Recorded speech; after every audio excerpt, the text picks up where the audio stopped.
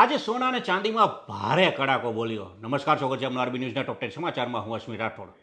રામનવમીના દિવસે સોનામાં 3300 અને ચાંદીમાં ₹8,000નો ભારે કડાકો બોલ્યો. તો ઈરાનમાં હુમલા પછી મધ્ય પૂર્વમાં 13 અમેરિકી ઠેકાણા રહેવા યોગ્ય નથી. સૈનિકો હોટલમાં સ્થળાંતરિત થયા, એક રિપોર્ટમાં દાવો. હુમલા બંધ કરો, નહીતર પરિણામ ભોગવવા તૈયાર રહો. સાઉદી અરેબિયા સહિત 6 મુસ્લિમ દેશોએ ઈરાનને આપ્યું અલ્ટિમેટમ. ઈરાને ભારત સહિત 5 મિત્ર દેશો માટે હોર્મુઝ સ્ટ્રેટ ખોલી.